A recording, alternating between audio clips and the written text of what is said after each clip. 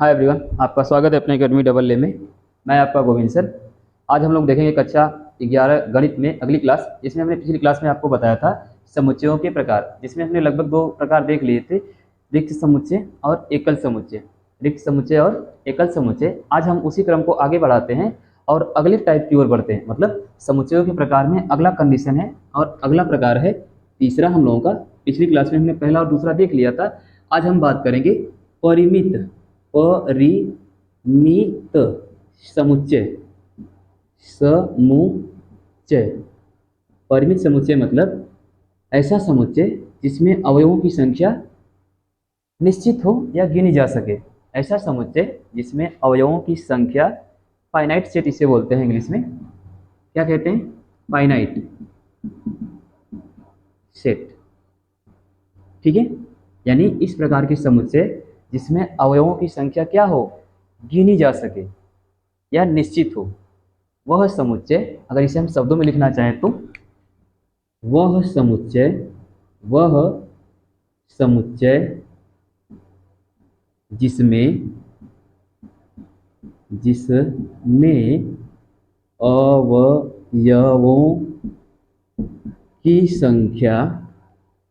अवयवों की संख्या निश्चित क्या हो, निश्चित हो या गिनी जा सके। ऐसा समुच्चय जिसमें अवयवों की संख्या निश्चित हो या गिनी जा सके। या तो निश्चित हो या उसे हम क्या कर सकें, गिन सकें। अर्थात जिसके अवयवों की गिनती की जा सके उसे हम क्या कहते हैं, परिमित या फाइनाइट सेट। ऐसा सेट जिसमें अवयवों की संख्या निश्चित हो, फिक्स हो कि भाई 4 लोग हैं तो 4 ही लोग रहेंगे, 5 लोग हैं तो 5 ही लोग रहेंगे। ठीक है, इस प्रकार के समुच्चय को क्या कहते हैं, परिमित यानी फाइनाइट सेट। जैसे एग्जाम्पल की बात करें, जैसे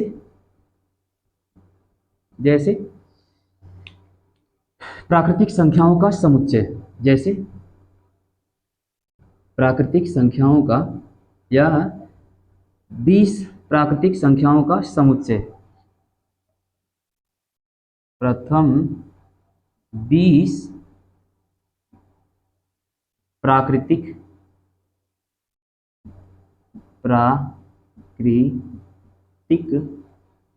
संख्याओं का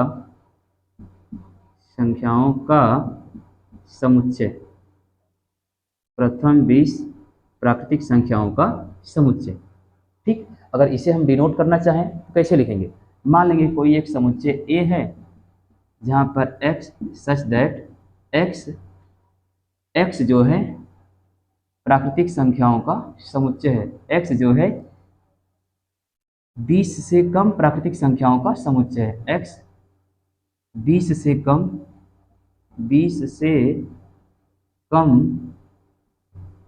प्राकृतिक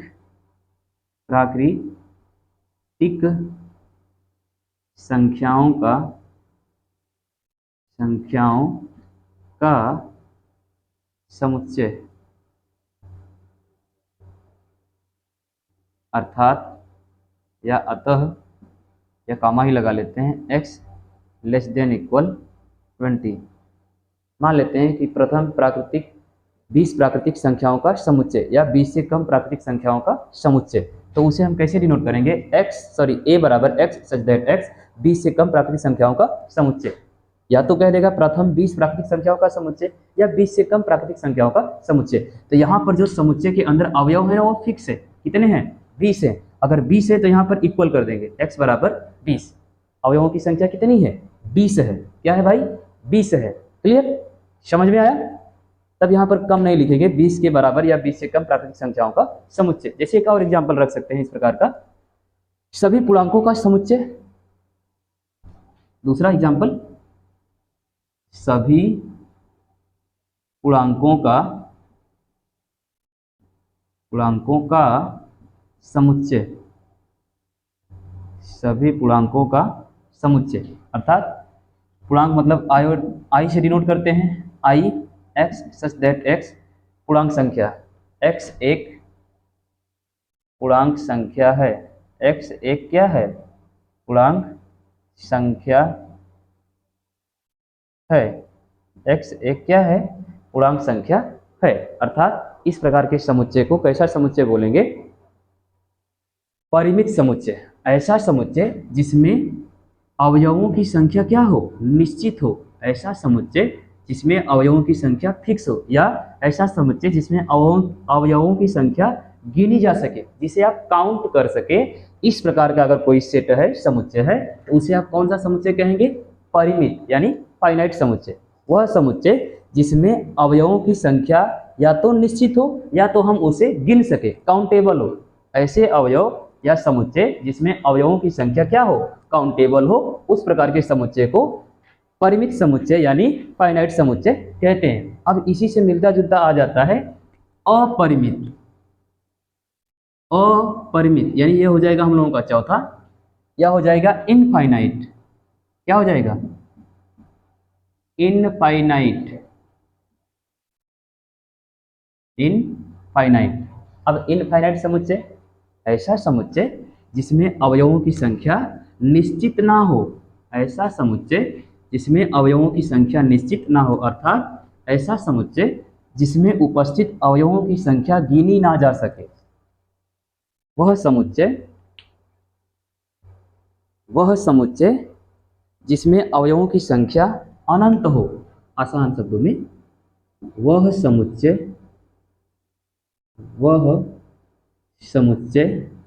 जिसमें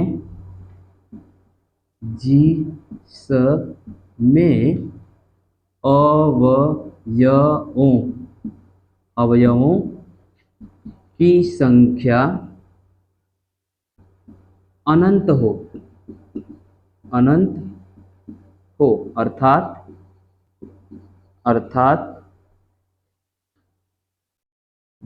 वह समुच्चय जिसमें अवयवों की संख्या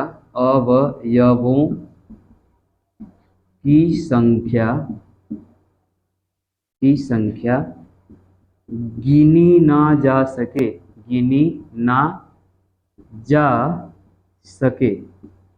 इस प्रकार के समुच्चय को कौन सा समुच्चय? अपरिमित, इनफाइनाइट समुच्चय। वह समुच्चय जिसमें अवयवों की संख्या निश्चित नहीं होती, अर्थात अनंत होती है। अवयवों की संख्या क्या होती है?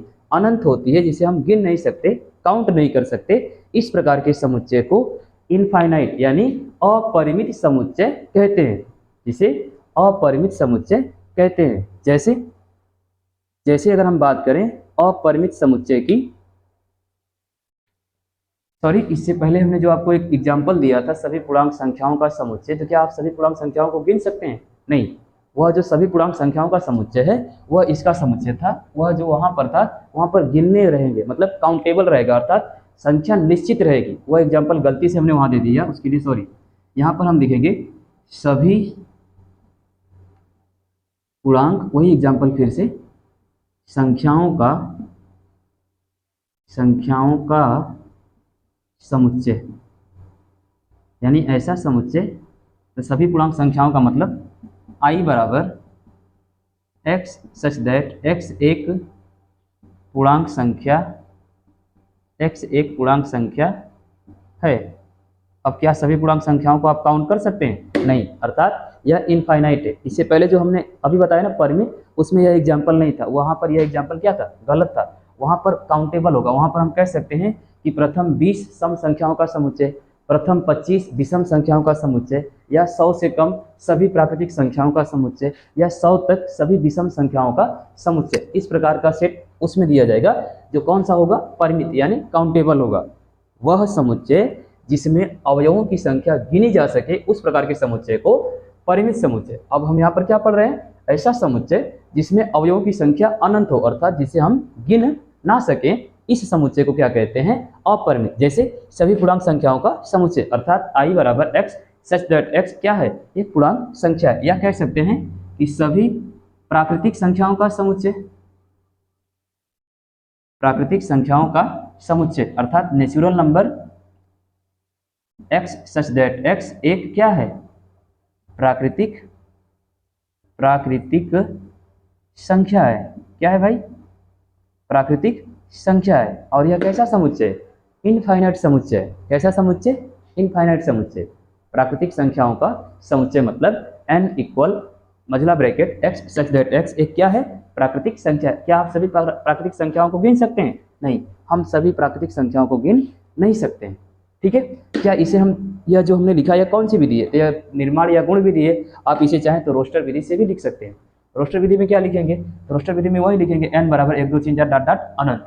इसे भी अगर हम लिखना चाहें तो -1 -0 -1 +1 +2 +3 डॉट डॉट अनंत, माइनस इनफाइनाइट से प्लस इनफाइनाइट, +1 2 3 4 डॉट डॉट अनंत। यह हमने गुण विधि से लिख दिया। आप चाहें तो इसे रोस्टर या तालिका विधि से भी लिख सकते हैं। तो हमने समझाने का प्रयास किया, परिमित समुच्चय ऐसा समुच्चय जिसमें अवयवों की संख्या फिक्स हो, जिसे आप गिन सके, जिसकी संख्या निश्चित हो, वह कौन सा समुच्चय, परिमित समुच्चय।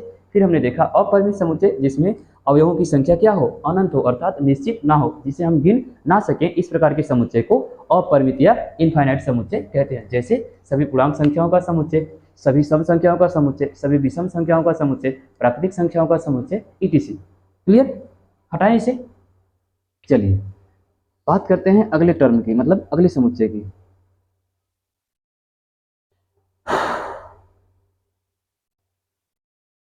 समुच्चय की गणन संख्या एक टर्म है, छोटा सा नोट करके पढ़ लेते हैं, फिर अगले समुच्चय की बात करते हैं। हटाएं इसे। इसे कभी कभी पूछ देता है, क्या पूछता है भाई, समुच्चय की गणन संख्या। समुच्चय की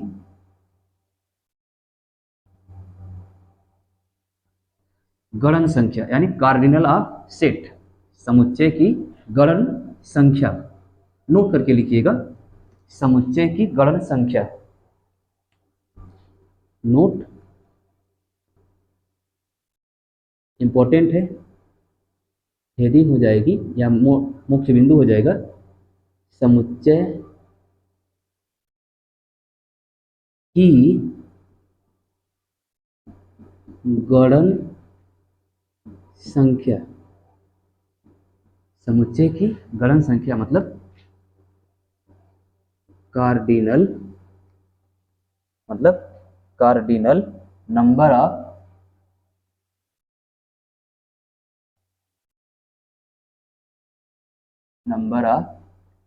set. Cardinal number of set, समुच्चय की गणन संख्या।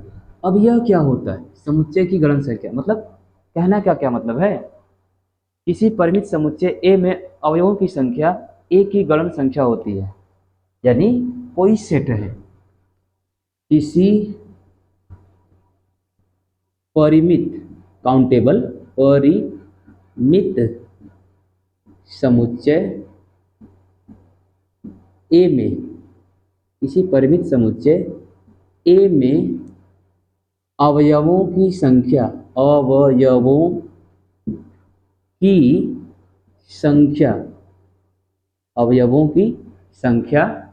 A की गणन संख्या कहलाएगी। यानी एक समुच्चय A है और उसी A में जितने भी अवयव हैं, जितने भी क्या हैं, अवयव हैं, यानी अवयवों की संख्या को समुच्चय A का समुच्चय A का या A की गणन संख्या कहते हैं।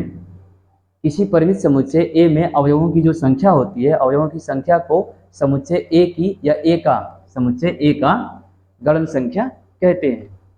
जैसे और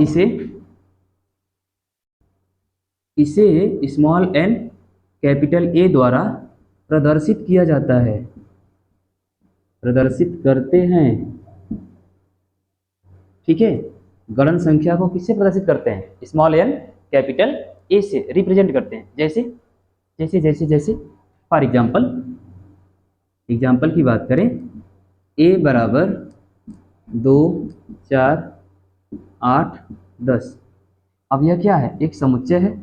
अब इस समुच्चय में क्या है, कुछ अवयव हैं, 2 4 8 6, अर्थात इस समुच्चय की जो अवयवों की संख्या है तो कितनी है, 1 2 3 4, यानी यहाँ पर जो 4 है वही इस सेट ए की क्या है, गणन संख्या है, अर्थात एन ए बराबर 4 और यही 4 इसी क्या है, गणन संख्या। 1 2 3 4 यही 4 इसकी क्या है, गणन संख्या है। यानी किसी समुच्चय में जो अवयवों की संख्या होती है, जितनी संख्या होती है, किसी परिमित काउंटेबल की बात कर रहा है, अनकाउंटेबल की नहीं, काउंटेबल यानी जिनमें समुच्चयों की संख्या अवयवों की संख्या निश्चित हो, जिसे आप गिन सके, ऐसा समुच्चय जिसमें अवयवों की संख्या क्या हो, निश्चित होती है, अर्थात अवयवों की संख्या को ही उस समुच्चय का क्या कहते हैं, गणन संख्या। मतलब कोई समुच्चय है और उस समुच्चय में जो अवयव है, मान लेते हैं कि माना समुच्चय ए, अब इस ए में समुच्चय के अंदर 2 4 8 10 यानी 4 सदस्य हैं, यानी 4 अवयव हैं, और इन्हीं चारों को ही हम क्या कहते हैं, या इन्हीं नंबर 4 को ही क्या बोलेंगे, इस समुच्चय का गणन संख्या। अर्थात समुच्चय ए में इतने मेंबर हैं, इतने लोग हैं, इन लोगों की जो संख्या होगी, इसी संख्या को ही इस समुच्चय का क्या बोलेंगे, गणन संख्या। क्लियर? उम्मीद करते हैं कि यह नोट पॉइंट आपको जरूर समझ में आएगा। नोट पॉइंट कहने का मतलब यह विशिष्ट लक्षण है समुच्चय का। किसी परिमित समुच्चय ए में अवयवों की संख्या को समुच्चय ए का गणन संख्या कहते हैं और इसे एन कैपिटल ए से प्रदर्शित करते हैं। जैसा कि हमने एक एग्जाम्पल आपके सामने रखा, ए बराबर 2 4 6 8, अर्थात यहाँ पर जो एक समुच्चय ए है और इसमें कुछ मेंबर है, कुछ सदस्य हैं, और इन सदस्यों की जो संख्या है उसी संख्या को ही इस समुच्चय का गणन संख्या कहते हैं। उस समुच्चय का क्या कहते हैं, गणन संख्या। चलिए अगले टर्म की ओर बढ़ें। तो हम लोगों का अगला टॉपिक है, हटाएं इसे, हम लोगों ने देखा परिमित समुच्चय, अपरिमित समुच्चय, समुच्चय की गणन संख्या। अब हम बात करेंगे समान समुच्चय। किसकी बात करेंगे, समान समुच्चय की। ये हम लोगों का चौथा पांचवा होगा, समान समुच्चय। अब समान समुच्चय किसे कहते हैं, क्या दोनों के अवयव एक समान होंगे या दोनों के अवयवों की संख्या समान होगी।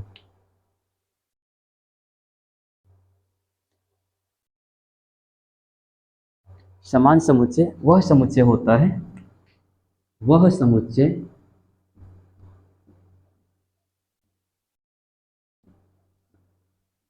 समुच्चय जिसमें अवयवों की संख्या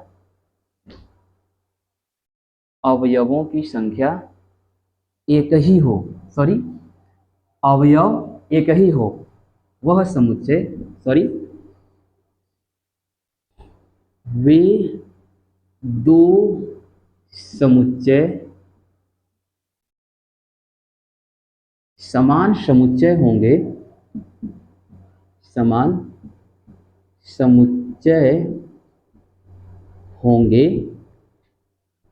वे दो समुच्चय समान समुच्चय होंगे जिनके अवयव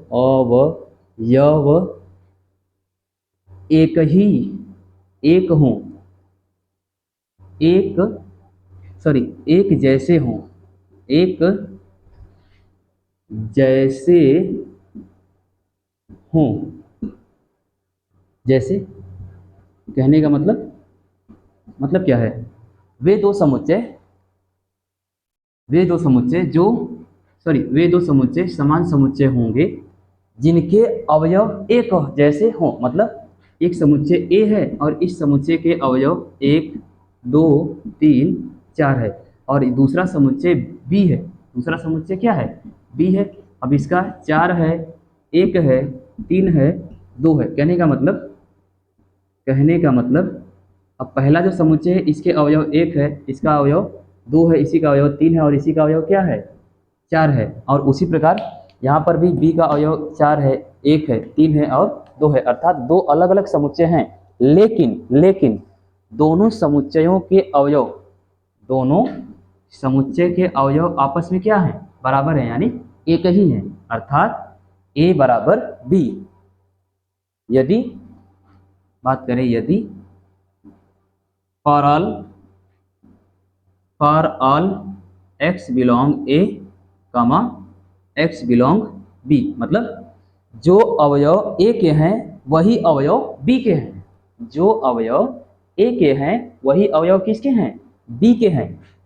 इसलिए इन दोनों समुच्चय को समान समुच्चय कहते हैं। ऐसे समुच्चय या ऐसे दो समुच्चय वे दो समुच्चय जिनमें अवयवों या जिनके अवयव एक हों।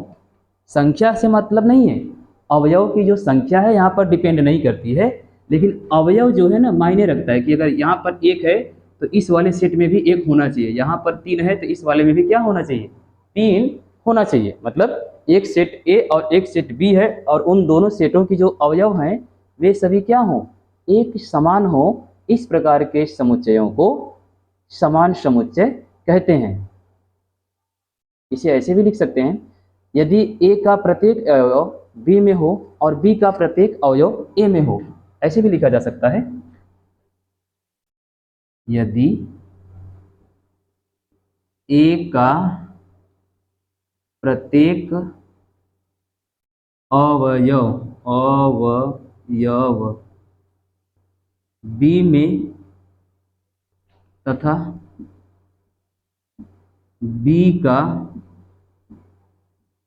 प्रत्येक अवयव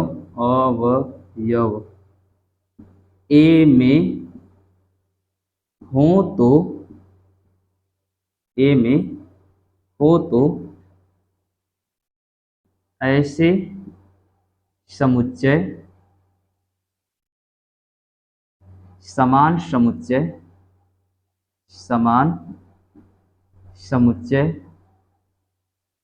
कहलाते हैं।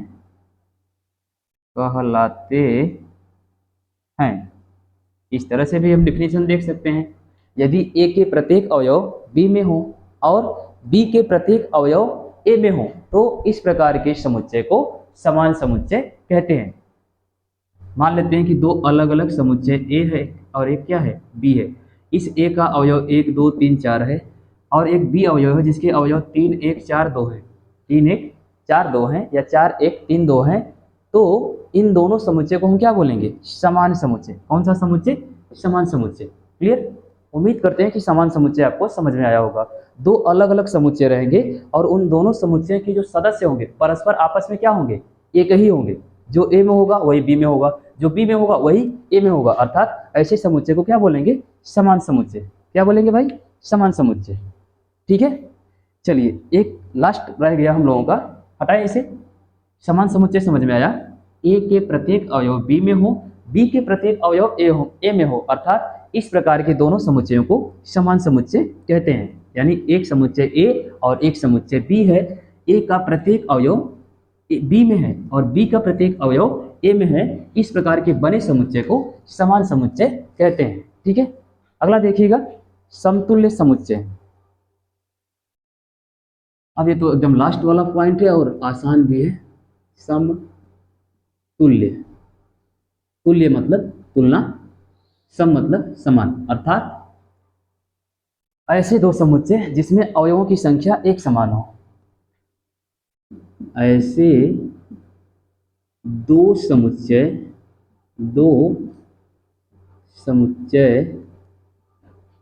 जिसमें अवयवों की संख्या एक समान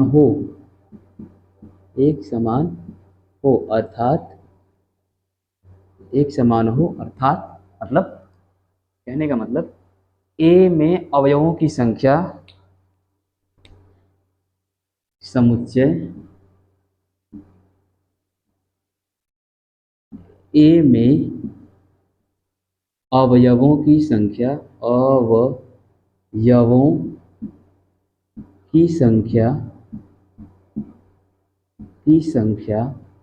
बराबर